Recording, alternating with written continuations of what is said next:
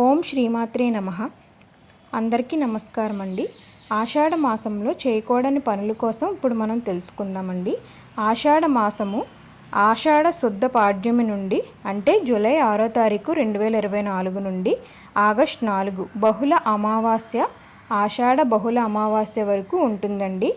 ఈ ఆషాఢ మాసంలో ఎలాంటి శుభకార్యాలు చేపట్టరు, ఎంతటి ముఖ్యమైన పనులైనా వాయిదా వేస్తారు. ముఖ్యంగా వివాహాది కార్యక్రమాల జోలికైతే అసలు వెళ్ళరండి. ఈ ఆషాఢ మాసంలో జగన్నాథుడి రథయాత్ర, తెలంగాణ బోనాలు, తొలేకాదశి వంటి పండుగలు అయితే జరుపుకుంటారండి.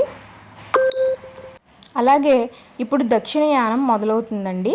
ఈ దక్షిణయానంలో మనకి పౌర్ణమి వేళ ఉత్తరాషాఢ నక్షత్రం రావడంతో ఈ మాసాన్ని ఆషాఢ మాసం అని అంటారండి.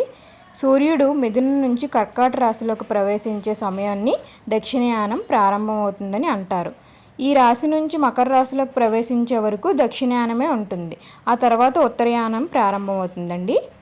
ఈ ఆషాఢ మాసంలో చేసే స్నానాలు, దాన ధర్మాలు, జపాలు, పారాయణాల వల్ల ఎంతో పుణ్యం లభిస్తుందని చాలామంది అయితే నమ్ముతారండి. ఈ ఆషాఢ మాసంలోనే త్రిమూర్తి స్వరూపుడైన గురువుని పూజించే పర్వదినం అంటే గురు పౌర్ణమి వస్తుంది. దీన్నే వ్యాస పౌర్ణమి అని కూడా అంటారు.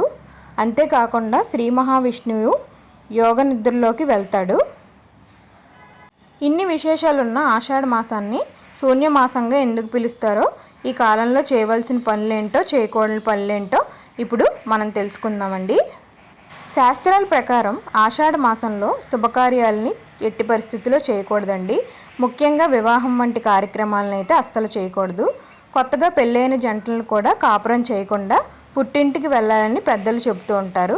ఈ కాలంలో అత్తా కోడళ్ళ మధ్య మనస్పర్ధలు వచ్చి గొడవలు జరిగే అవకాశాలు ఉంటాయని పెద్దలు చెప్తారండి.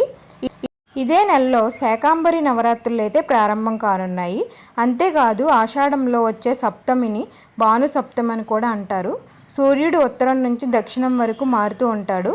ఈ సమయంలో పగలు రాత్రి సమానంగా ఉంటాయి. ఈ మాసంలో వివాహాలు, గృహప్రవేశ వేడుకలు మరియు ఇతర వేడుకలకు దూరంగా ఉండాలని శాస్త్రాలు చెబుతున్నాయండి. ఆషాఢ మాసంలో జరిగే ముఖ్యమైన పండుగలు ఏంటంటే ఆషాఢ అమావాస్య, గురు పౌర్ణమి, బోనాలు మరియు నాగపంచమి వంటి ముఖ్యమైన పండుగలు అయితే ఈ ఆషాఢ మాసంలో జరుపుకుంటారండి. ఈ ఆషాఢ మాస అమావాస్య గురించి మనం ఇప్పుడు తెలుసుకుందామండి. ఆషాఢ అమావాస్య అనేది పితృకర్మలు మరియు తర్పణాలు చేయడానికి అంకితమైన అమావాస్య రోజండి. ఈ రోజున తమ పూర్వీకులు పూజలు చేసి భోజనం పెట్టడం వల్ల మన ఆత్మకు శాంతి చేకూరుతుందని భక్తుల నమ్మకం అండి. ఆషాఢ మాసంలో స్త్రీలు ఒక్కసారైనా గోరింటాకు పెట్టుకోవాలంటారు. దీని వెనకాల సైన్స్ కూడా ఉందండి. ఆషాఢ మాసంలో వర్షాలు ఎక్కువ కురవడం వల్ల మనకి చేతులు, కాళ్ళు పగులు మొదలవుతాయి కదండి. అలా చేతులు, పాదాలు పగుళ్ళు వస్తే క్రీములు చేసే అనారోగ్యం బారిన పడే అవకాశాలు ఉంటాయి. కాబట్టి రక్షణగా గోరింటాకు అనేది పెట్టుకుంటారండి. ఆషాఢ మాసంలో ఒక్కసారైనా గోరింటాకు అనేది పెట్టుకోవాలండి. మనం పెట్టుకోవడమే కాకుండా ఇతరులకు పంచిపెట్టడం వల్ల మనకి చాలా ఫలితం అయితే ఉంటుందండి ఆషాఢ మాసంలో.